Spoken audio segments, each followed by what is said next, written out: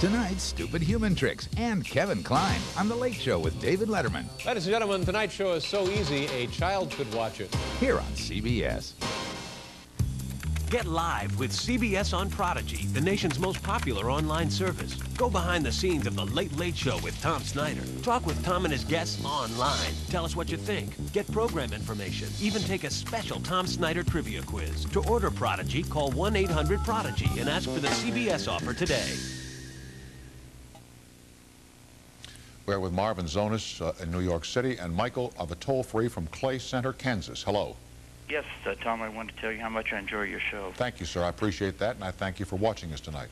I would like to ask Mr. Zonas if there's any possibility that a Muslim extremist group might have paid an American group to commit this crime since the World Trade Center thing, and they got caught. So I would assume that maybe they would try another tactic. You know, I think that's probably a possibility, but the Muslim extremist groups, if they are indeed involved, have themselves been willing to take the heat, have been willing to take the risks, and have carried out so many bombings in the past, not in this country to be sure, that I assume they'd be willing to do it again. All right. Well, thank you very much. Very good question, Michael. Thank you for calling us tonight. Thank you. Okay, thank you, sir. And then again, I say, as I said last night, and as we agreed, Marvin, it is far too early in this story to begin assigning any kind of blame to any organization, group, race, religion, without possibly damaging them. And so let's say that at the present time we really don't know who is responsible for this. The thing that amazes me about people who are experts in your area have been saying all day long on radio and television, we knew this was coming. This should not surprise anybody. In fact, we can't believe it took so long to happen here. I had no idea that there was this kind of knowing in the community of international specialists in this country that, hey, one day America was going to take a sock right in the gut. It's interesting because if we knew that America was going to take a sock in the gut, you wonder where the FBI has been. Not that I'm trying to blame them for not being able to head this off, but I wonder myself why after the World Trade Center bombing, more of these terrorist groups or Muslim religious fundamentalist groups were not penetrated. And if that's what's responsible, because of the link between the United States and the State of Israel, that wasn't done. One of the things we hear is that there's been very great difficulty because we were dealing with a religious group. But nonetheless, it's a question that I think needs to be answered. Well, they were certainly able to penetrate the Southern Christian Leadership Conference of Martin Luther King in the 1960s, a political and religious organization.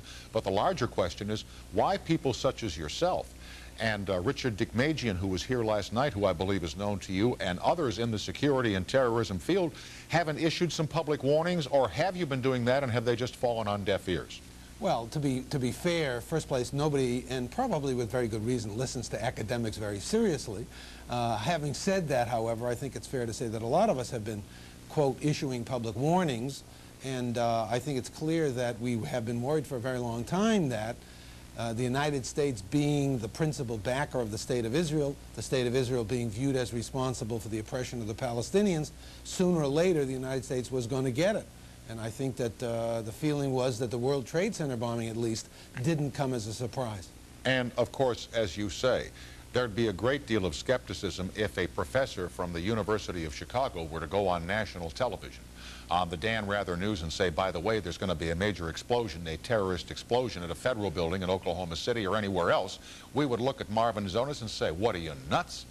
Because it would be something in which we did not want to believe. We mentioned here last night that there are a lot of fundamentalist centers here for the Islamic faith. Why is that so? Why are so many of these? Well, you mentioned it's a larger minority in America now than the Jewish population. Why are so many Arabs coming to this country? Well, I think a lot of Arabs come to this country primarily for the same reason everybody else comes to this country, which is to say they come for the pursuit of higher education, and they come for immigrants as to pursue economic opportunities. But the reason there's so many fundamentalist centers, and they really do cover the entire country, is that students who come from abroad, especially young people, especially activists who come from abroad to study at our institutions of higher education, find themselves with a degree of freedom to organize and to discuss the politics of their own countries, which are simply totally absent in their own countries. I can give you an example.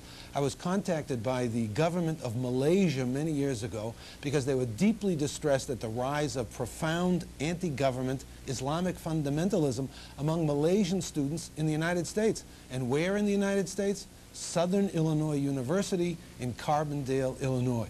Because it turned out there were a huge number of students, Muslim students, from Malaysia who saw their own government as corrupt, and they made it into a center of propaganda against the government in Malaysia, distressing the government. That's going on all over the country.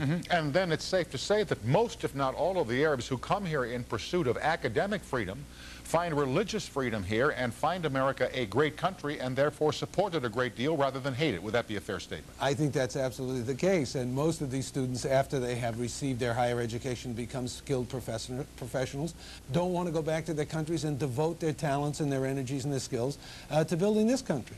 Thank you for joining us again tonight, Marvin. It's always a pleasure to be in your company. Good night, sir. Good night. Marvin Zonas from the University of Chicago. Next up, an expert on security and terrorism and your phone calls on the toll-free line after these messages.